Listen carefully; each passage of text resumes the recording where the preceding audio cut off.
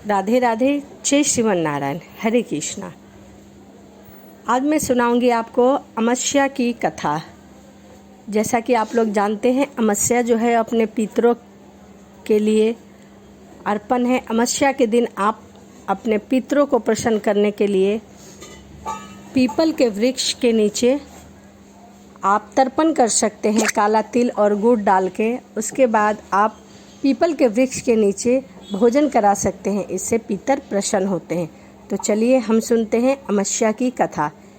एक समय की बात है, प्राचीन काल में जब महर्षि दधीचि की मृत्यु हो गई थी और उनकी मृत्यु के पश्चात पिंडदान किया जा रहा था, तो उनकी विधवा पत्नी उनका वियोग सहन नहीं कर सकी और अपने 3 साल के बच्चे को पीपल के वृक्ष के पास छोड़कर खुद सती हो जाती है। कुछ समय के पश्चात भूख प्यास की वजह से बच्चा पीपल के पेड़ के नीचे बैठकर रोने लगता है और भूख की वजह से वह पीपल के पेड़ के नीचे पड़े हुए फल को खा लेता है और उस फल को खाते खाते वह बड़ा होने लगता है। कुछ समय के पश्चात महर्षि नारद मुनि वहाँ से गुजर रहे हैं और उन्होंने उस बालक को वहाँ देखा। उस बालक से उसका परिचय पूछा। बालक ने महर्षि नारद मुनि के सवाल का जवाब देते हुए कहा, मैं खुद नहीं जानता कि मैं कौन हूँ, यहाँ कैसे आया, मेरे पिता कौन है, मुझे कुछ भी नहीं पता।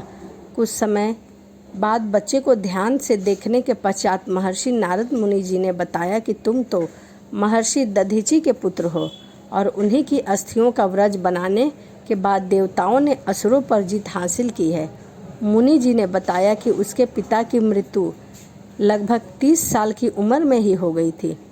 जब बालक ने मुनि जी से अपने पिता की मृत्यु का कारण पूछा तो महर्षि नारद मुनि ने बताया कि उनके पिता पर शनि देव जी की महादशा थी और वह बात कहने के पश्चात महर्षि जी ने बालक का नाम पीपलाद रख दिया और उसे अपने अंतर्गत शिक्षण देना शुरू कर दिया।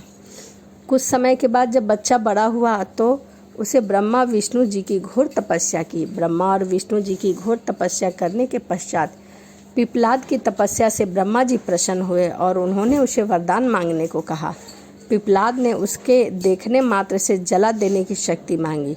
जैसे ही उसको यह शक्ति प्राप्त हुई तो उसने शनि देव जी का आवाहन किया और जैसे ही शनि देव जी उसके सामने प्रकट होते हैं, वह अपनी आँखों के द्वारा शनि देव जी को जलाना प्रारंभ कर देता है।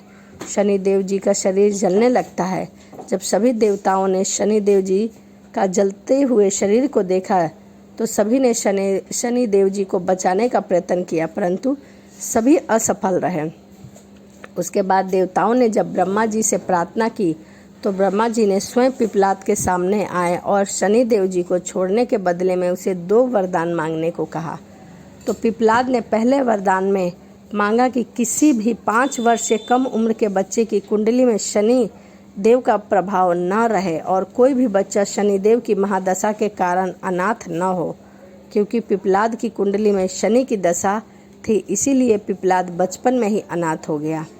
उसके दूसरे वरदान में मांगा कि जो भी व्यक्ति सूर्य उदय से पहले अमावस्या के दिन पीपल के वृक्ष को अर्घ्य देता है, उस व्यक्ति पर शनि देव का कोई भी बुरा प्रभाव नहीं पड़ेगा, ना ही उसे 7.5 का प्रभाव पड़ेगा।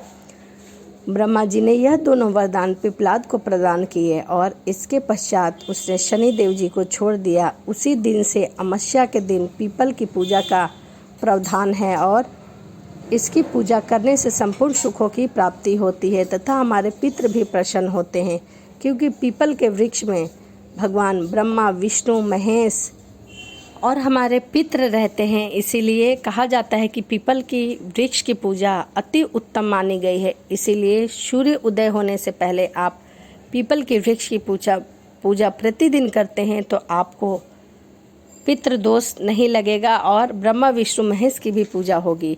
तो चलिए आप प्रतिदिन सूर्य उदय होने से पहले पीपल देव की पूजा करिए और शाम को एक दीपक अवश्य जलाएं। तो चलिए इसी के साथ वीडियो को समाप्त करते हैं और मिलते हैं अगली वीडियो में। राधे राधे, जय श्रीमन नारायण, हरे कृष्णा।